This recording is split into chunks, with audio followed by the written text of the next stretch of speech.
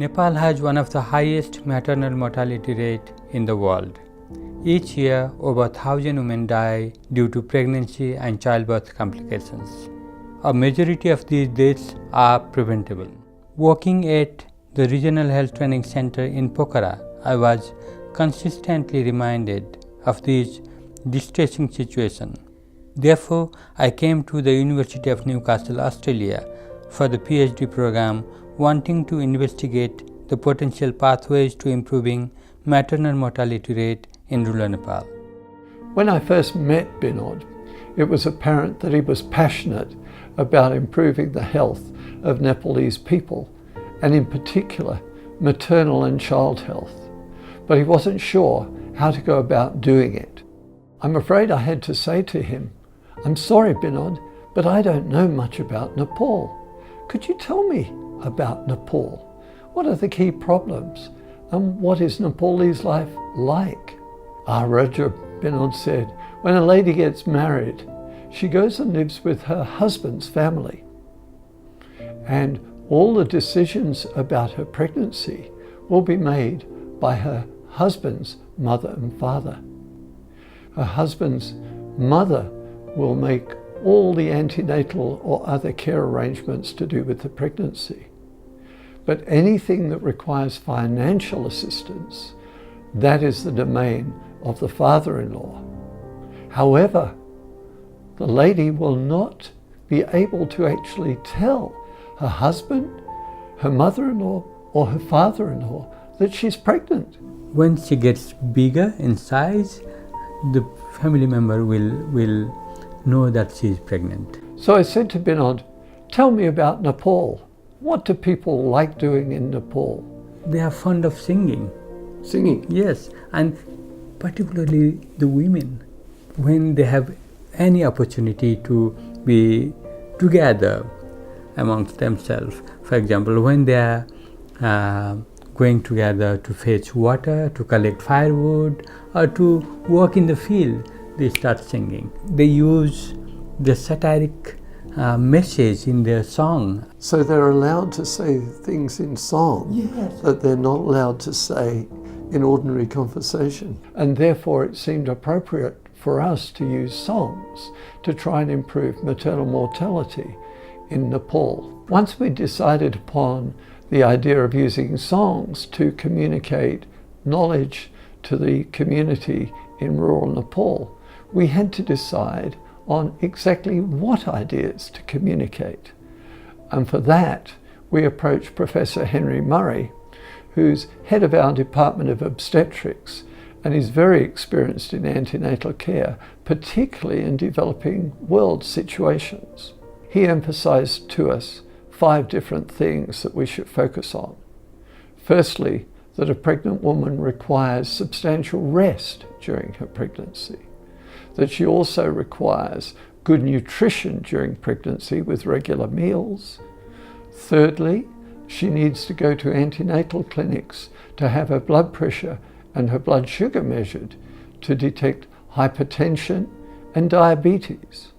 Fourthly, she needs to have a family who plan for the delivery of her baby, so adequate transport to get to the right place for care.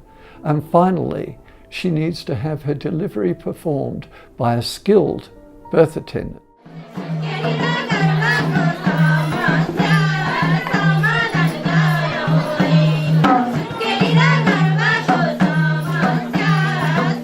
The song competition was expected to lead to perhaps 3 or 4 teams of singers and dancers.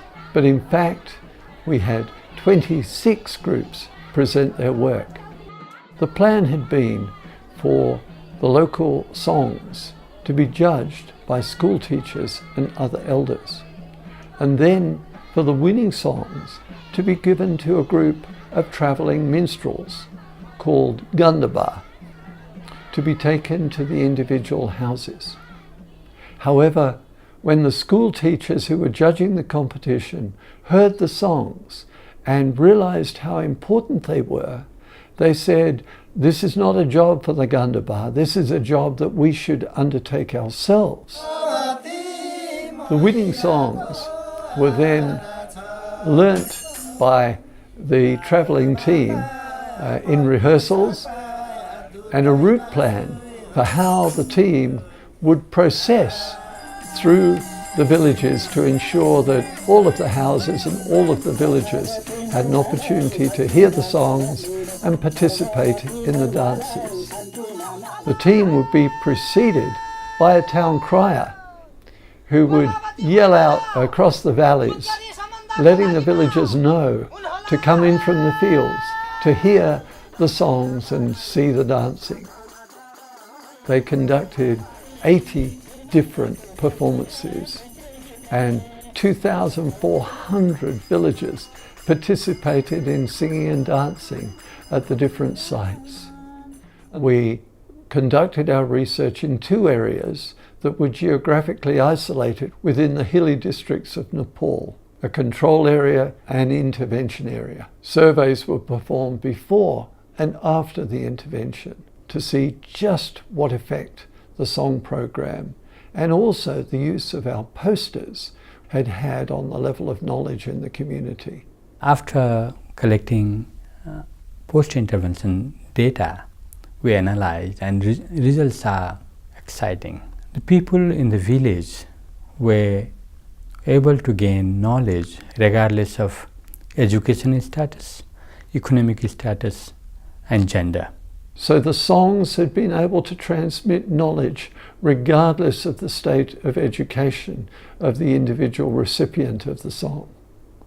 This is very special and important, and means that this type of technique could be utilized in developing countries where levels of literacy are low. The other thing that surprised me was that the level of knowledge amongst men and women regarding antenatal care was very similar before the intervention. So both men and women had very little knowledge about antenatal care. After the intervention, men and women increased equally, demonstrating the ability of the songs to cross the lines of sex. 12 months after the intervention, a 3rd survey was performed, and this showed no loss of knowledge at all on the information covered within our songs. Our data showed that all of the concepts that were included in songs were taken up and internalized by the villagers as they sang and danced with the songs. The results from our program are quite dramatic. Singing and dancing in rural Nepal is clearly a wonderful technique for transmitting health-related knowledge in that particular setting. We hope that the government of Nepal will note our results and perhaps arrange for this type of program to be rolled out throughout rural Nepal. However, globally, the work also has key messages that to transmit health knowledge to illiterate people, there are approaches that can be successful. A healthy future should not be dependent on whether you're literate or not.